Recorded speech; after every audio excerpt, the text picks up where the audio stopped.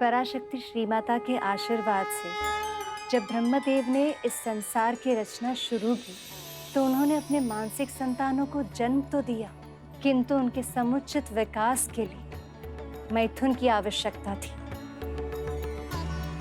ब्रह्मदेव की प्रार्थना पर शक्ति शिव से अलग हो गई और निराकार होकर इस संसार में समा गई।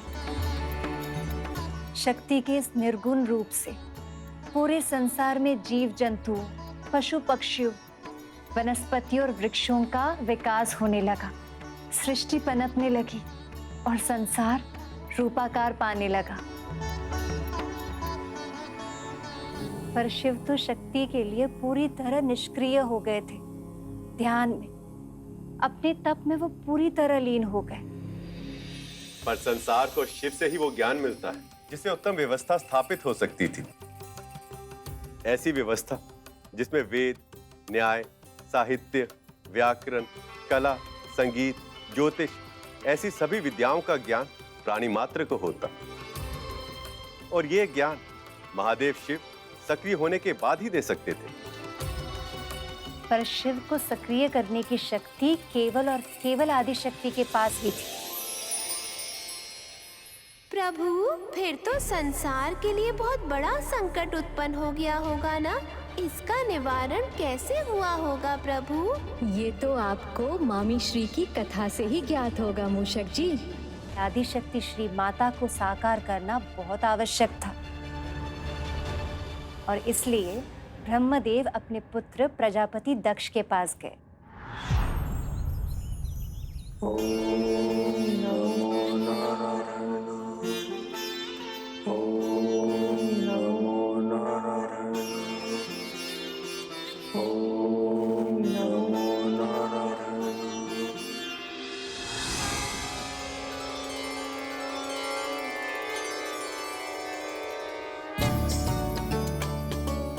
प्रणाम पिताजी। प्रणाम पिताजी। कल्याण हो, सृष्टि का विस्तार हो, जीवन फले फूले, इसके लिए संसार को शक्ति की आवश्यकता है। इसलिए आप दोनों आदि शक्ति की आराधना कीजिए और उन्हें प्रसन्न करके उनसे अपनी पुत्री के रूप में जन्म लेने का वरदान प्राप्त कीजिए। फिर प्रजापति दक्ष ने अपने पत्नी के साथ मिलकर आदिशक्ति श्री माता की सच्चे हृदय से तपस्या की।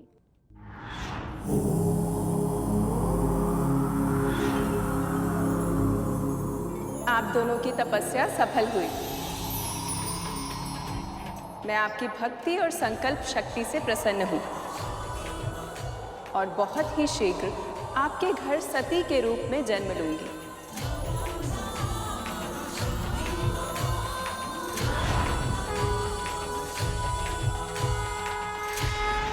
और कुछ माह बाद आदिशक्ति ने मनुष्य रूप में जन्म लिया। अरे मेरी प्रिय पुत्री, इसे मैं सबसे योग्य पुत्री बनाऊंगा।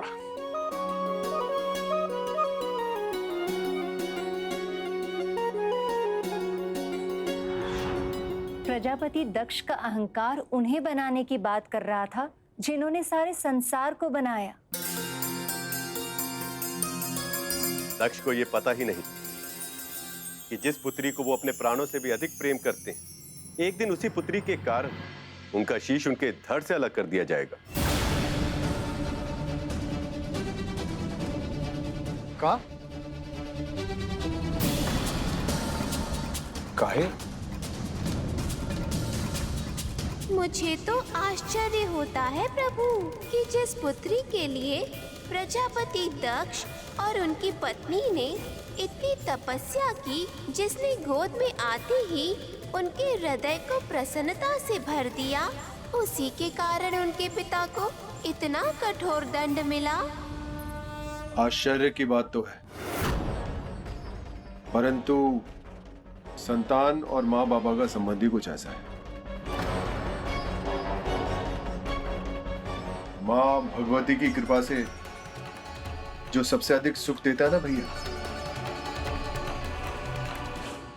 कभी कभी सबसे अधिक दुख भी उसी से मिलता है।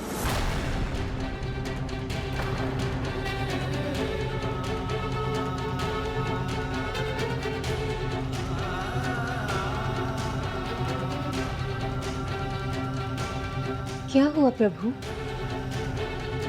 क्या छुपा है आपके इस संकेत के पीछे?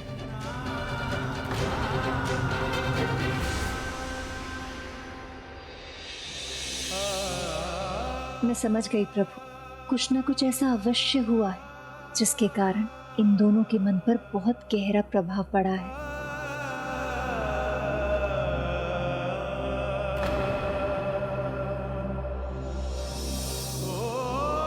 कभी कभी भगवान हमारी इच्छा पूरी नहीं करते, केवल इसलिए क्योंकि भगवान हमें वो देना चाहते हैं जिसकी हमें बहुत आवश्यकता है, पर हमें आभास नहीं होता। पर है तो हम मानव ही, न पर्याप्त धैर्य रख पाते हैं और ना ही इतना विश्वास दिल के भीतर जगा पाते हैं कि हम भगवान की लीला समझ सकें।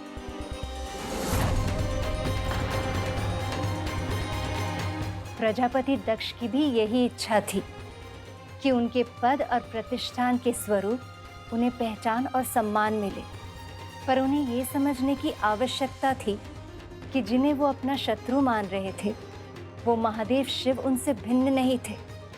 इस संसार में हर आत्मा शिव का ही अंश है और मुक्ति के बाद उन्हीं में लीन भी हो जाती है। दक्ष के मन में महादेव के लिए जितनी घृणा थी और सती के मन में उनके लिए कितना प्रेम था, ये तो सती के नामकरण के दिन ही प्रकट हो गया था। प्रभु श्री नारायण, पिता ब्रह्मदेव, यहाँ पधारने के लिए आपका बहुत बहुत धन्यवाद। कल्याण।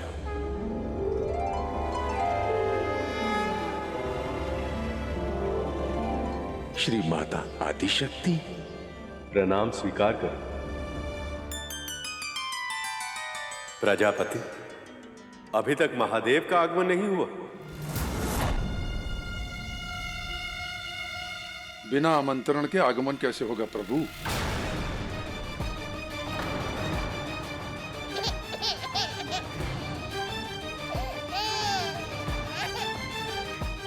प्रभु, ऐसा क्या हुआ था जिसके कारण प्रजापति दक्ष ने प्रभु महादेव को निमंत्रण नहीं भेजा?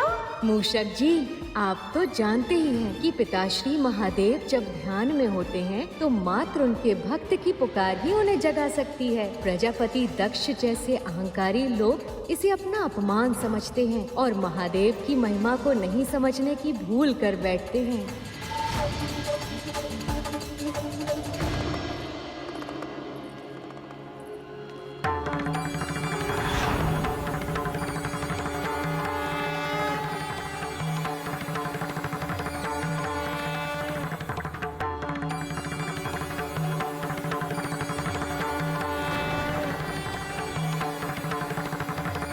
अभी तो इतने तीव्र स्वर में रो रही थी, पता नहीं अचानक से क्या हो गया, एकदम शांत हो गई। ये चमत्कार कैसे हुआ? आकाश में उसने ऐसा क्या देख लिया? इसका रुदन रुक गया? शिव और शक्ति का ये संबंध कितना शक्तिशाली है ब्रह्मदेव। किंतु जब दक्ष को पता चलेगा तब क्या होगा?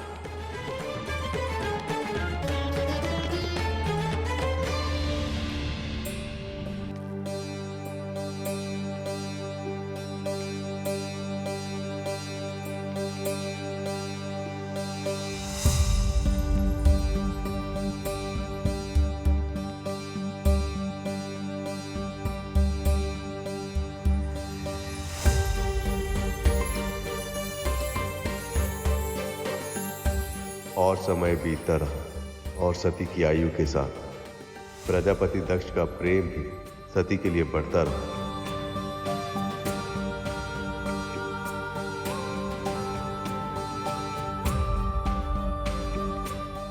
धीरे धीरे समय के धारा के साथ देवी सती अपने पिता के प्रेम के छत्र तले बढ़ती जा रही थी, पर महल में सारी सुख सुविधाएं होने के बाद भी देवी सती के मन में एक अलग सी तड़प थी, जिसका कारण समझने में वो स्वयं असमर्थ थी।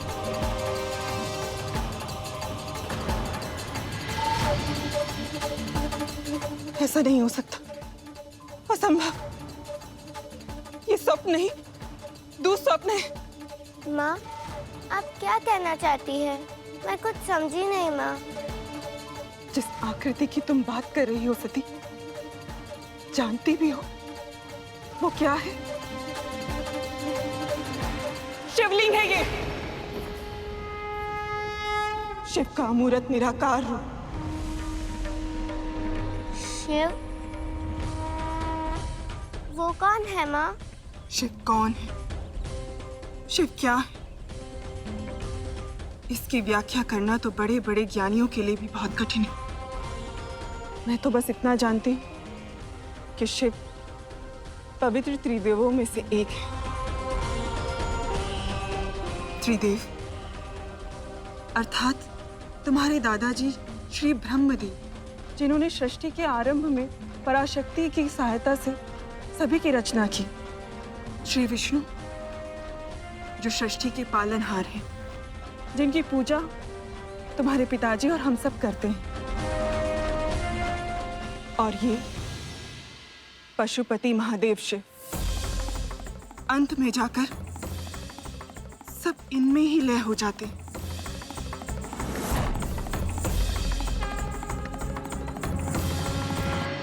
यदि ये इनका निराकार अमृत रूप है, तो ये अपने साकार रूप में कैसे दिखते हैं माँ? मैंने कभी शिव के साक्षात दर्शन तो नहीं किए, किंतु जो ज्ञान मुझे तुम्हारे पिताजी और दादाजी से मिला है, उसके अनुसार अन्य सभी देवी देवताओं से एकदम भिन्न है। यायावर का जीवन जीते, कभी रेशमी वस्त्र या अन्य आभूषण धारण नहीं करते। इनके एक हाथ में डमरू और दूसरे हाथ में त्रिशूल वास करता है। बैल इनका वाहन है। अधिकतर अपनी समाधि में ही मग्न रहते हैं और इस स्थिति में इन्हें कुछ भी पता नहीं चलता, यहाँ तक कि क्या हुआ माँ? आप रुक क्यों गई? सती, सती, यहाँ जो कुछ भी हुआ, मैंने तुम्हें शिव के बारे में जो कुछ भी बताया, तुम इसे फिर कभी नहीं दोहराओगी। और अपने पिताजी के सामने तो बिल्कुल भी नहीं, समझी? अर्थात मैं पिताजी को शिव के बारे में कुछ भी ना बताऊं? ऐसा क्यों माँ? बहुत छोटी हो सती, इन सब बातों को जानने की कोई आवश्यकता नहीं है अभी। तुम बस इतना जान लो कि तुम्हारे पिताजी को इस घटना के बारे में बिल्कुल भी पता नहीं चलना चाहिए, अन्यथा उन्हें बहुत दुख पहुंचेगा। पर माँ, सती, तुम्हें मेरी सौगंध, तुम अपने पिताजी के सामने शिव की चर्चा तक नहीं करोगी, कभी भी नहीं।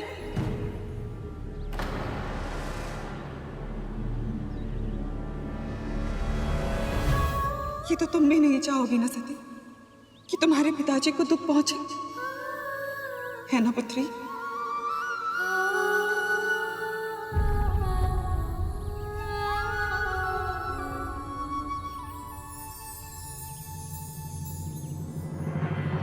तो क्या देवी सती ने प्रभु महादेव की भक्ति त्याग दी प्रभु? हम चाहे कितना भी प्रयास कर लें, परंतु नियति ने जो हमारे लिए निर्धारित किया है वो होकर ही रहता है। और माता सती के साथ भी वही हुआ मूषक जी, जो उनके लिए नियति ने निर्धारित किया था। उस दिन तो माँ ने अपनी पुत्री को रोक लिया, पर एक माँ अपनी युवा संतान को कुछ भी करने से पूरी तरह कब तक रोक पाती? और उस संतान को जो एक भक्त भी थी, और ऐसी भक्त जिसने अपने ईश्वर को ही अपना सर्वस्व मान लिया हो। हाँ मूषक जी, मामी श्री का कथन भी सत्य है। कुछ भक्त अपनी नियति स्वयं लिखते हैं और ईश्वर को उनकी पुकार सुनकर स्वयं आना पड़ता है। जैसे मामा श्री इस भक्त के लिए आए हैं और जैसे स्वयं देवों के देव महादेव आएंगे माता सती के लिए।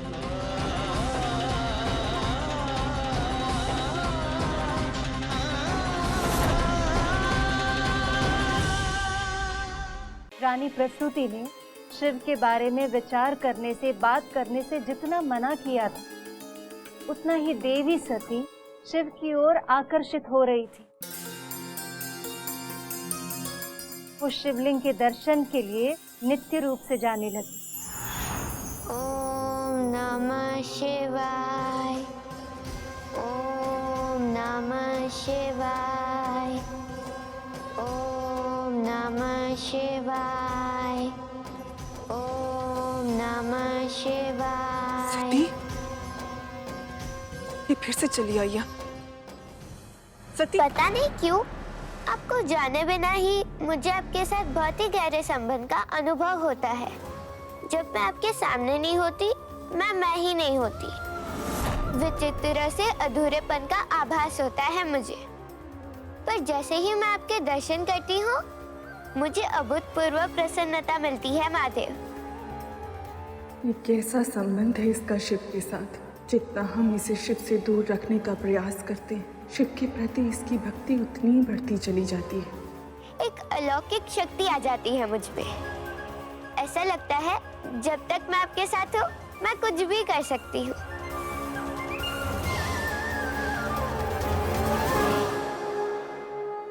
ये कैसी परीक्षा ले रहे हैं नारायण? एक और मेरे पति, तो दूसरी ओर मेरी पुत्री। किसी एक को प्रसन्न करने का प्रयास करती हूँ तो दूसरे का हृदय टूट जाएगा।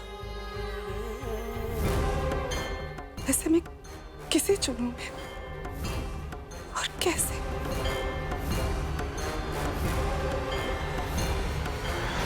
प्रजापति दक्ष की पत्नी रानी प्रसूति की दुविधा दिन ब दिन बढ़ने लगी, क्योंकि एक बार जब देवी सती को शिव की धुन लगी तो फिर उनका ध्यान सांसारिक बातों से हटता चला गया और वो स्वयं शिव में रमती चली गई। अपने पिता के साथ भ्रमण करने के स्थान पर वो अनेक पहर तक शिवलिंग के सामने ध्यान में बैठी रहती। समय के साथ शिव में उनकी आस्था, भक्ति, प्रेम और भी प्रगाढ़ होता गया। जब शिव से दूर रहना असंभव हो गया तो उन्होंने अपने कक्ष में ही शिवलिंग की स्थापना कर दी। ओम नमः शिवाय।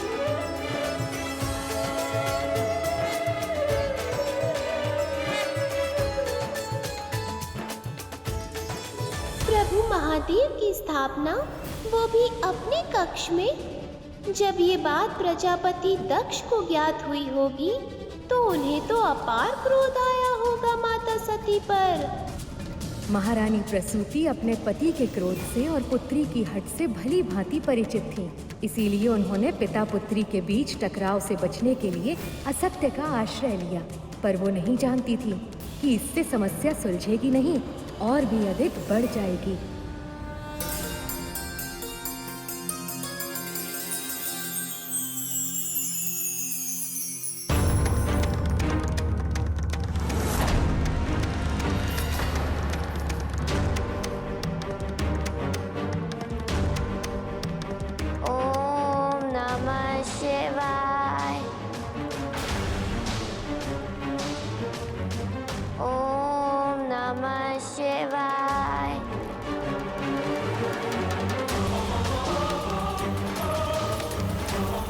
रुकिए महाराज, पुत्री से भेंट करने जा रहे हैं। वो सो चुकी है, आप जाएंगे तो उसकी नींद टूट जाएगी।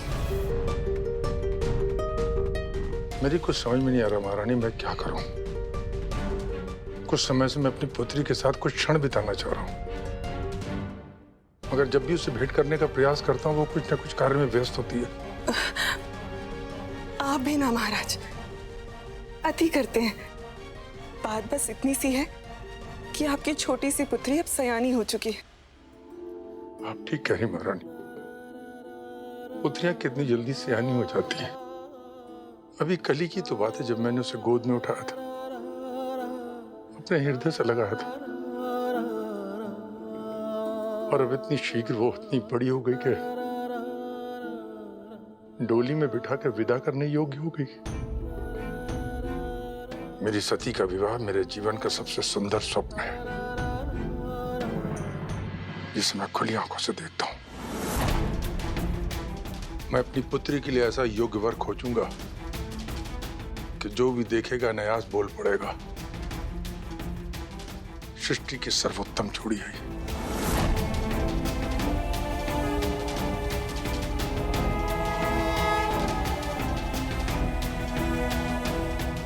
आप देखिएगा महारानी, मैं अपनी सती के विवाह इतने धूम से करूंगा कि संसार कल्प के अंत तक सदैव स्मरण करेगा।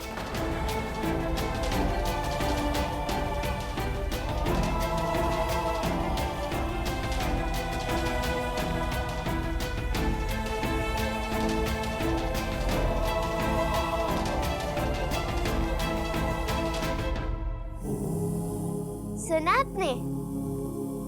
पिताजी अब मैं विवाह के बारे में सोचने लगे हैं। पर मेरे मंदिर के देवता तो सिर्फ आप ही हो।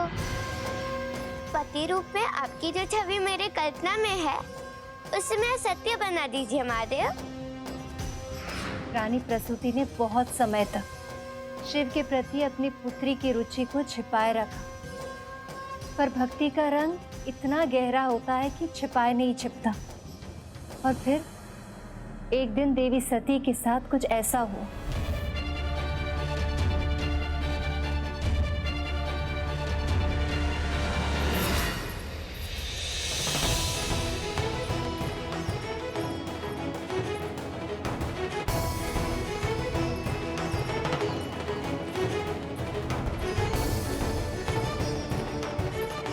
पुत्री सती, पुत्री सती,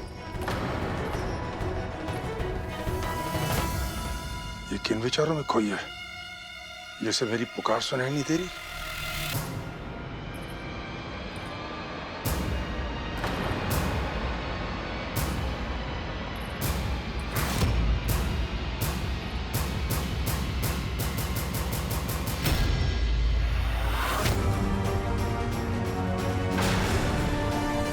ये तो बेलपत्र है जो शिव को प्रिय है, परंतु ये मेरे महल में कैसे?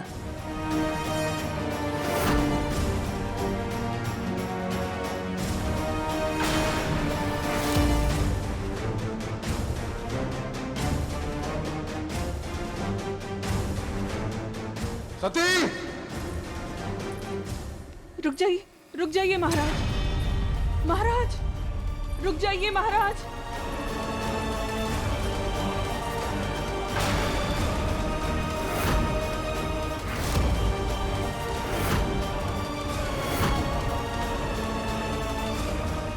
सती!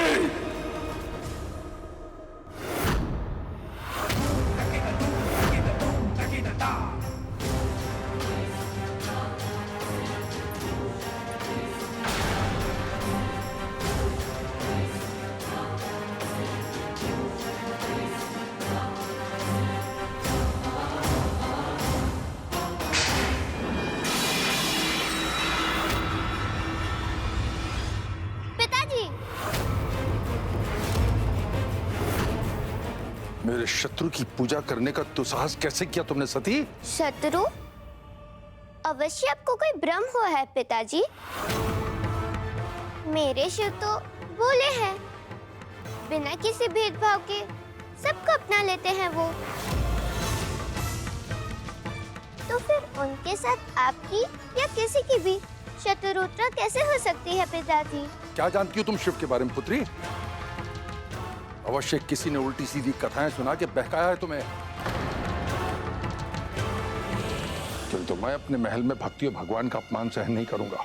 इस महल में केवल प्रभु श्री नारायण का वास होगा, किसी भस्म प्रेमी पशुपति का नहीं। समझी तुम? सेवकों,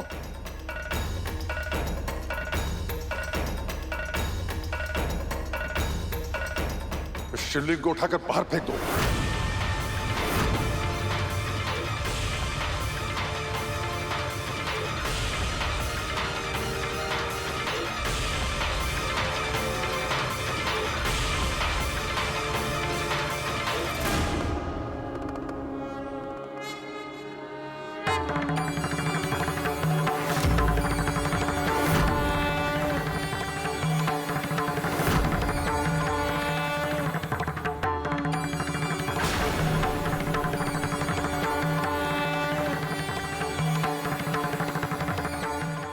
इतने सारे सेवक मिलकर भी जिस शिवलिंग को उठा तक नहीं पा रहे, उसे मेरी ये फूल सी कोमल पुत्री लाई कैसे थी यहाँ?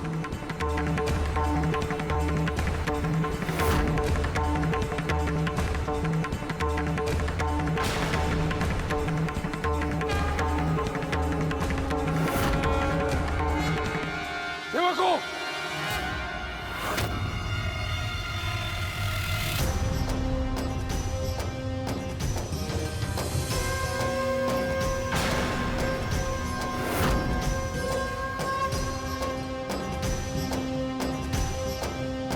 पिताजी, आप शिव को मुझसे दूर नहीं कर सकते। सती, मुझे रोक के दिखाओ तुम।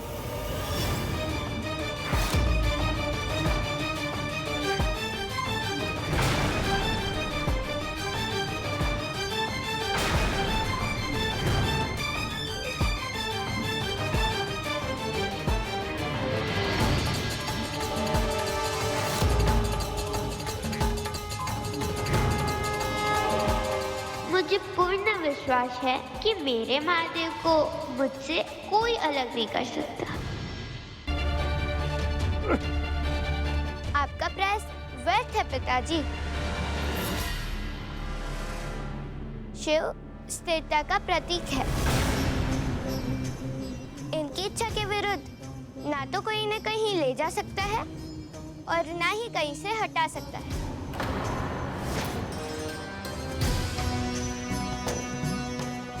इनको गति दी जा सकती है तो केवल प्रेम और श्रद्धा से।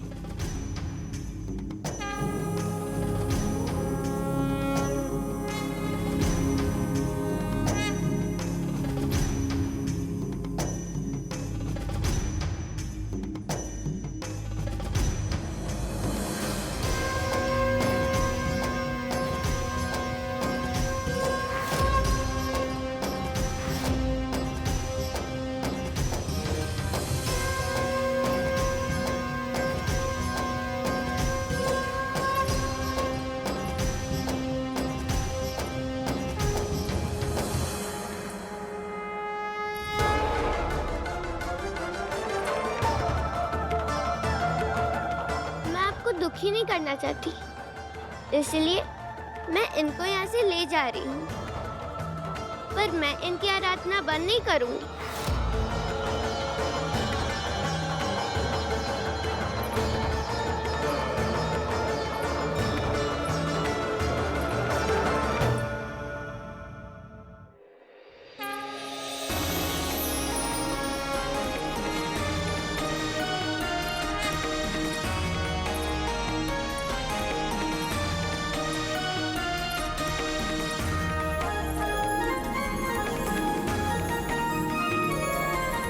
उस दिन देवी सती ने शिवलिंग को इतनी सरलता से उठाकर ब्रह्मदेव और नारायण के मन में एक विचार जागृत किया। केवल देवी सती ही वो शक्ति है जो अपने भक्ति और प्रेम से महादेव के मन को झकझोर पाएगी। उन्हें साधना से बाहर लाकर सक्रिय कर पाएंगी और इसीलिए उन्होंने सती के मन में शिव को पति रूप में पाने के संकल्प को और भी अधिक दृढ़ कर दिया। दूसरी ओर दक्ष अब भी सत्य को स्वीकार नहीं कर पा रहे थे कि उनकी पुत्री उस भूत पावन शमशानवासी से प्रेम करती, जिनसे उन्हें केवल बैर ही नहीं घृणा भी थी।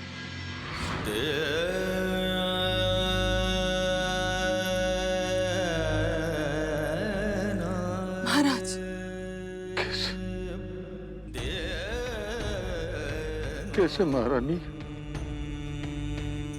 जिस पुत्री को मैंने अपने प्राणों से अधिक प्रेम किया, उसने मेरे साथ ही ऐसा कैसे कर सकती सती? महाराज, मैं जानती हूँ शिव आपको तनिक भी नहीं सुहाते, किंतु एक बार सती की दृष्टि से शिव को देखने का प्रयास।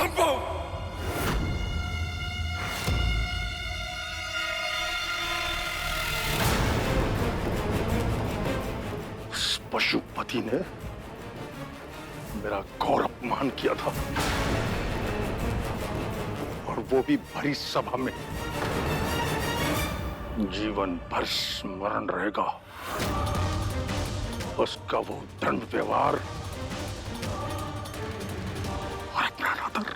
ये कैसा नाता है सती का शिव के साथ, जो उनके लिए अपने पिता का भी विरोध कर दिया इसने।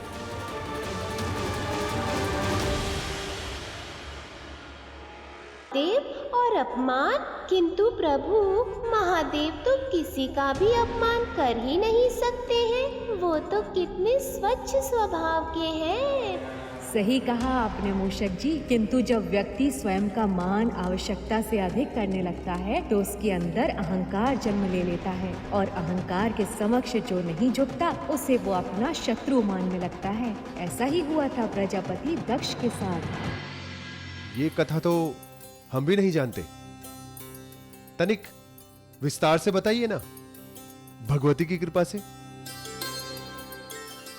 ये देवी सती के जन्म से पहले की बात है। एक दिन प्रयाग में अनेक ऋषि, महर्षि, महात्मा, मुनि आदि ज्ञानी एकत्रित हुए। ज्ञानियों का सम्मान तो ईश्वर भी करते हैं, इसलिए ब्रह्मदेव और महादेव भी वहां पधारे।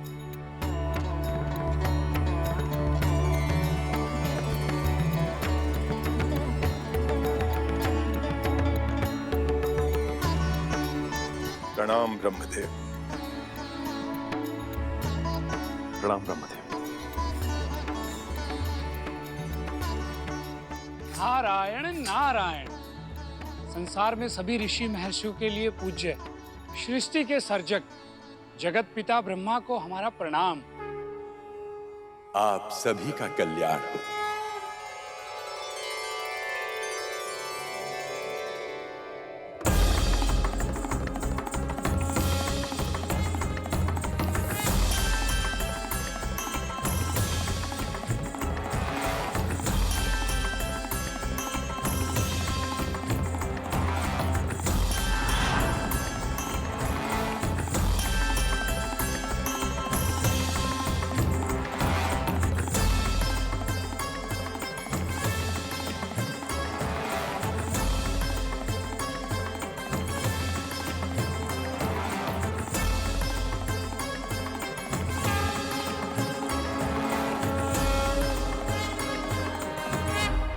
भूत भावन पशुपति महादेव शिव शंकर को प्रणाम स्वीकार हो। इस सभा में पधार कर आपने इस सभा की शोभा बढ़ाई है महादेव। आपको कोटि कोटि प्रणाम। आप सभी महर्षियों की ज्ञान सभा में उपस्थित होना मेरे लिए सम्मान की बात है। महर्षि कश्यप, आसन ग्रहण कीजिए महादेव।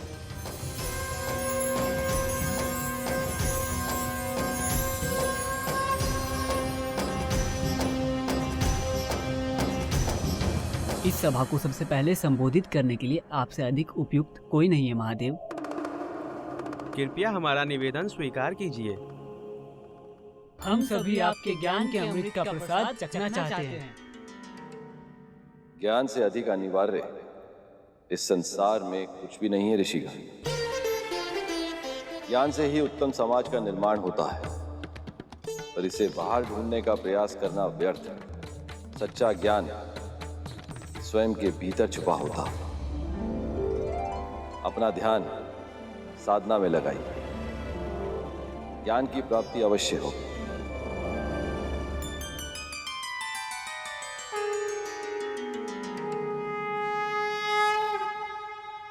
ब्रह्मपुत्र, ब्रह्मांड के अधिपति प्रजापति महाराज दक्ष पधार रहे हैं।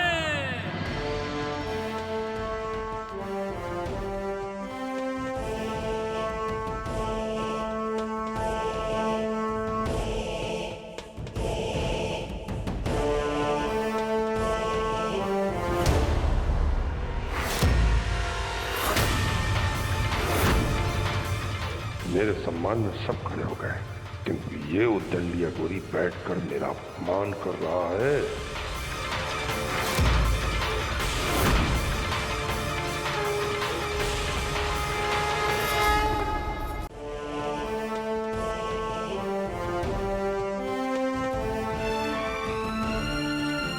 प्रजापति दक्ष को हमारा प्रणाम स्वीकार हो। प्रणाम।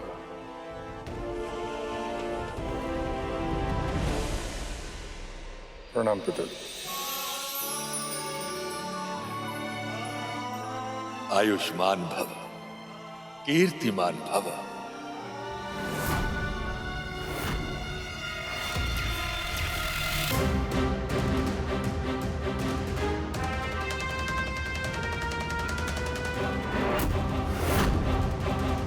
देवता, ऋषि, महर्षि, असुर, ब्राह्मण, संसार के समस्त प्राणी मस्तक झुका के मुझे प्रणाम करते हैं, मस्तक झुका के मुझे सम्मान देते हैं।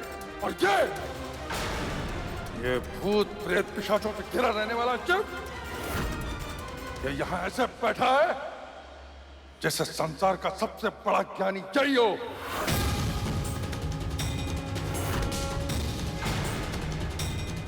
ये मुझे प्रणाम क्यों नहीं कर रहा है? शांत हो जाइए प्रजापति दक्ष। प्रजापति, महादेव साधना में लीन है, कहीं उनका ध्यान भंग न हो जाए। महर्षि, जो संसार के प्रजापति का सम्मान करना नहीं जानता, कैसी उसकी साधना और कैसा उसका ध्यान।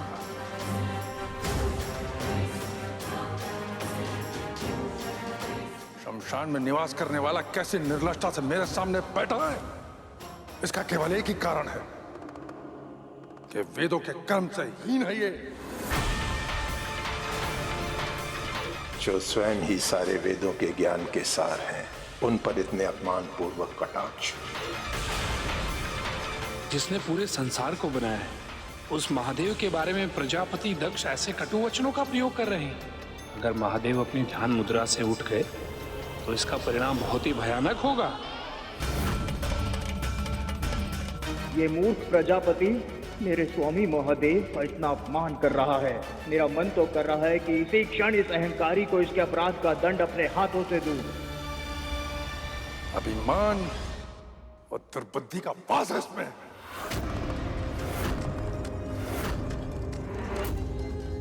इसलिए सृष्टि का प्रजापति वो धर्म का रक्षक होने के नाते इस उद्दंडता का दंड मुझे इसे देना ही होगा।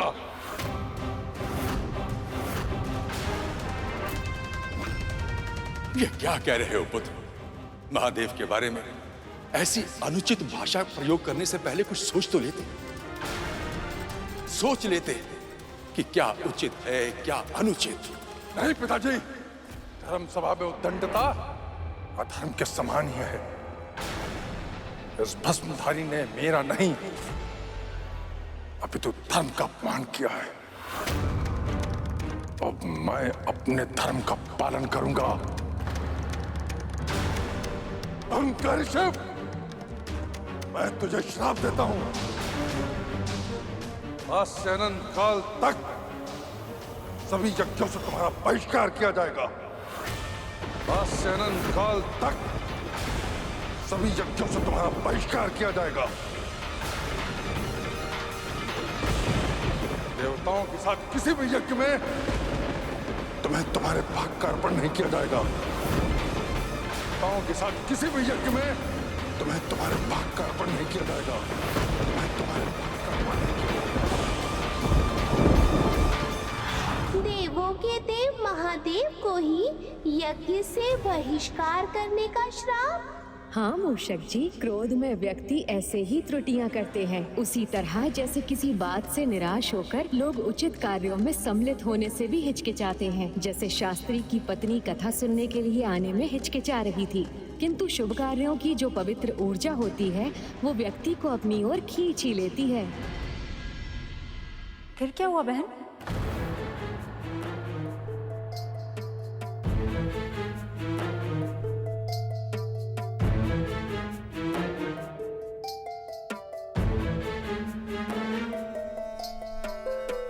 बहन भीतर आइए।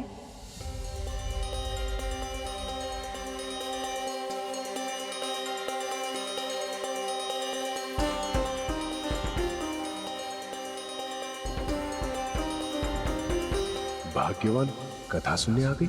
ये तो अज्ञात लोगों से मिलती ही नहीं थी।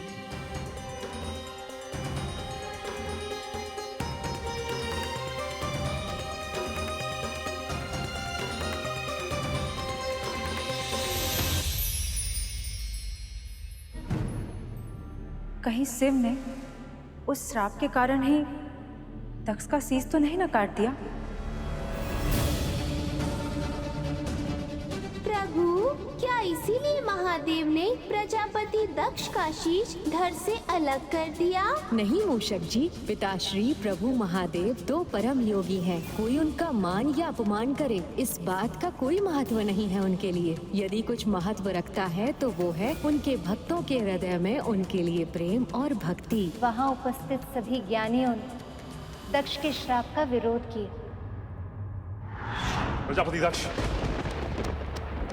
आप जानते हैं आप किसे श्राप दे रहे हैं?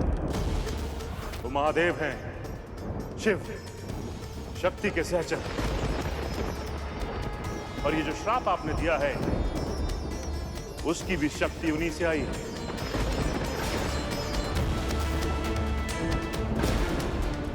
दक्ष, क्रोध अज्ञान का जनक होता है और तुमने महादेव को श्राप नहीं दिया है, अनर्थ किया है।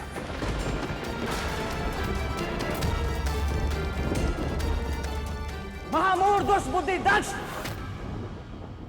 जिनका स्मरण करने से सभी यज्ञ सफल हो जाते हैं, जिनका नाम लेने से सभी तीर्थ पवित्र हो जाते हैं, उन्हें उनका ही यज्ञ से बहिष्कार कर दिया।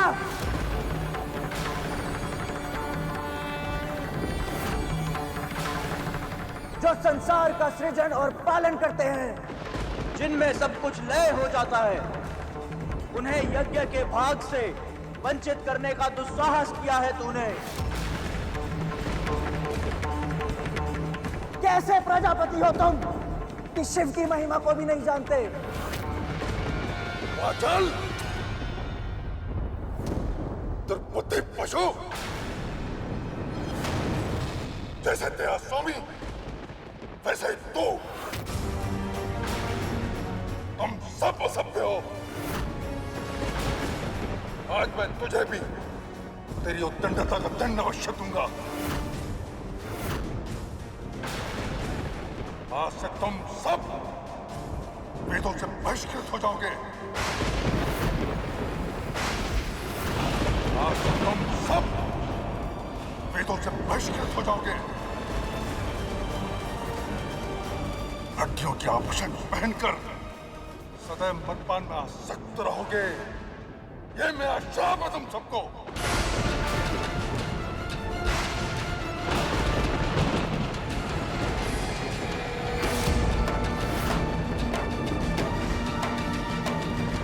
प्रतिशोध तो शिव के स्वभाव में ही नहीं, मान अपमान से परे है। पर जो शिव से अतः भक्ति और प्रेम करते हैं, वो उनका अपमान नहीं सह सकते। और क्रोधवश प्रजापति दक्ष ने महादेव के सबसे प्रिय भक्त उनके वाहन नंदी का अपमान किया। ब्रह्मदेव का पुत्र होके भी इतना दम, इतनी दुष्टता! तुमने ये सिद्ध कर दिया दक्ष कि शिव के तत्व का तनिक भी ज्ञान नहीं है तुम्हें।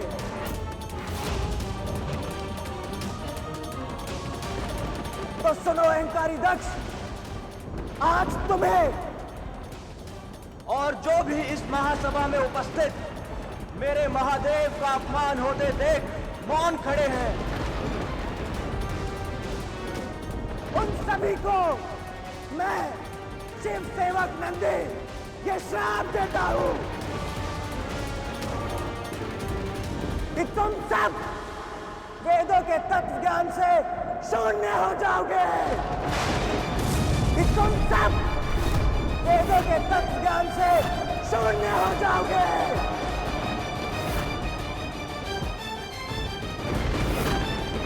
सदैव भोग में लिप्त रहोगे। स्वर्ग को सबसे बड़ा पुरुषार्थ मानोगे और क्रोध, मोह, और मद के वशीभूत होके सदैव भिक्षुक बने रहोगे।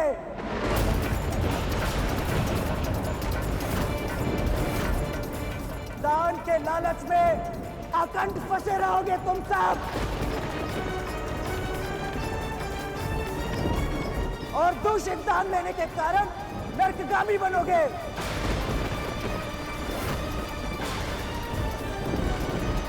और अहंकारी दक्ष, जिस मुख से तुमने मेरे महादेव का अपमान किया है, एक दिन वो मुख नहीं रहेगा।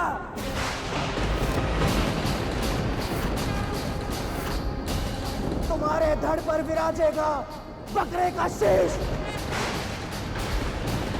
ये एक भक्त का श्राप है।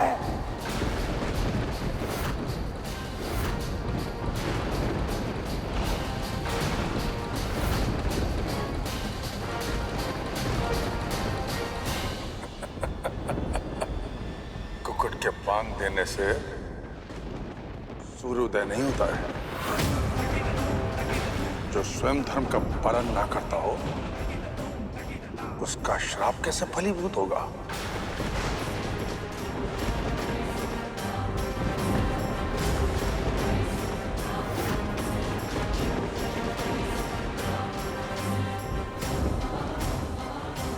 नंदी जी का पुनः अपमान? फिर तो प्रभु महादेव ने अवश्य ही प्रजापति दक्ष को दंड दिया होगा। और स्वामी भक्ति ना तो कभी देखी और ना कभी सुनी। धन्य है नंदी मां भगवती की कृपा से।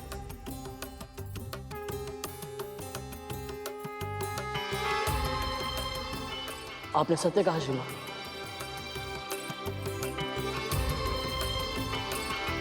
मैं भी यही चाहता हूं कि मैं अपने स्वामी का ऐसा ही सेवक बन पाऊं।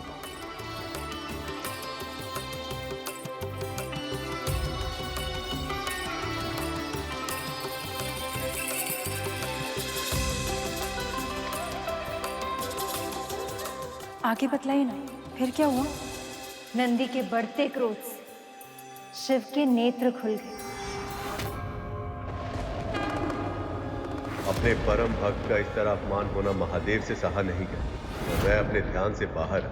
इस उदंडता का परिणाम प्रजापति दक्ष के लिए कितना भयंकर हो, ये सोचकर वहां प्रस्तुत सभी ज्ञानी भयभीत। श्राप पाने के बाद अब क्या करेंगे महादेव? दक्ष को महादेव का ध्यान भंग नहीं करना चाहिए था।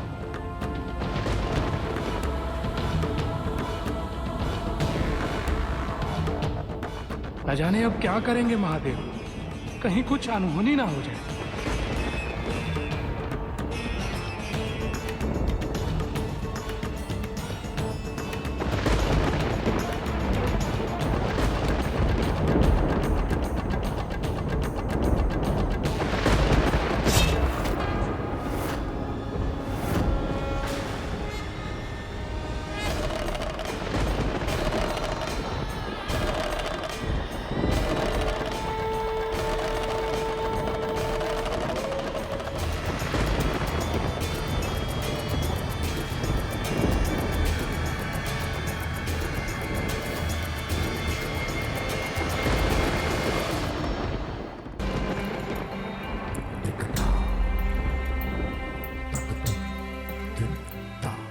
आप मुझसे क्रोधित हैं क्योंकि मैंने आपको प्रणाम नहीं किया,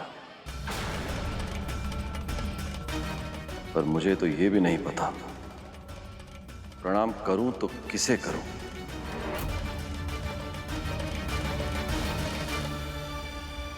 आपके इस स्वर्ण मुकुट को या इन रेशमी वस्त्रों को या आभूषण से सजी इस देह को प्रणाम करूं, या आपकी देह के भीतर फंसी आत्मा को?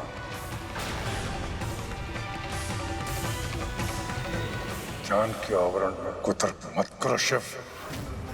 देह और आत्मा एक दूसरे से भिन्न नहीं है। पर आपकी देह, ये वस्त्र, ये आभूषण, ये सब कुछ नश्वर है प्रजापति। मृत्यु के बाद देह जलकर भस्म हो जाती है, पर देह के भीतर छिपी आत्मा नई देह धारण कर लेती है।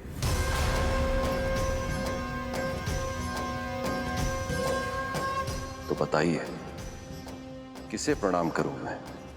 ओह, देव और आत्मा की चक्रव्यूह में उलझाना चाहते हो मुझे? वो तर्क कर रहे हो मेरे साथ, किंतु मैं इसका उत्तर तर्क से दूंगा।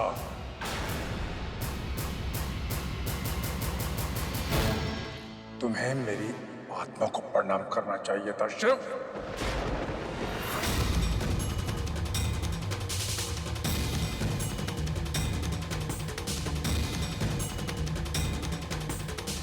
पर आत्मा तो उसी परमात्मा का अंश होती है प्रजापति, जो कण कण में व्याप्त है। जो जीवात्मा आपके भीतर है वही ब्रह्मदेव के भीतर है, मेरे भीतर, पर नंदी के भीतर भी है।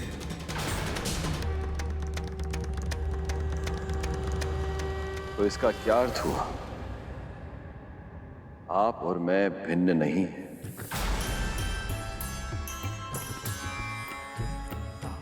आपसे ही मैं हूं और मुझसे ही आप हैं।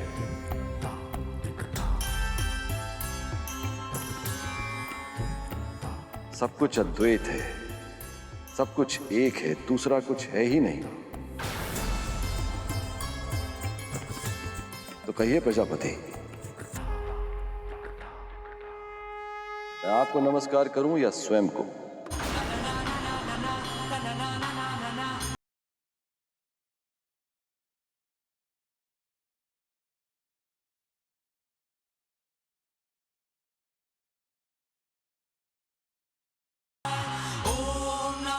अद्भुत ज्ञान दिया है महादेव ने। इस समय प्रजापति के लिए इस ज्ञान को सुनना और समझना असंभव है।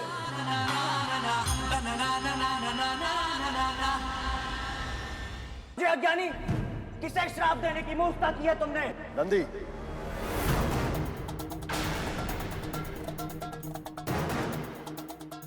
प्रजापति दक्ष को इस प्रकार संबोधित करके तुम भी वही भूल कर रहे हो जो ये कर रहे हैं।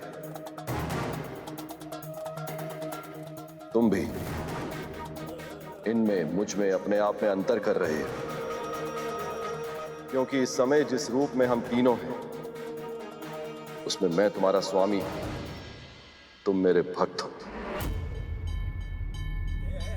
इस देह के परे मुझ में, प्रजापति में और तुम में कोई भेद नहीं है।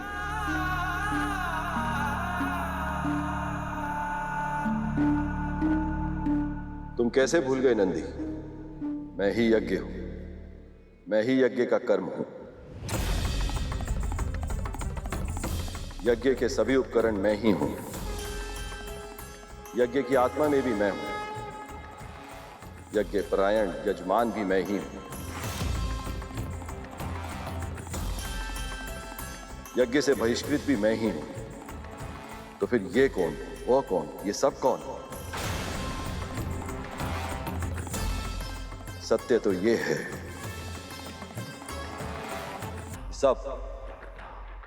सब कुछ में मैं ही हूं।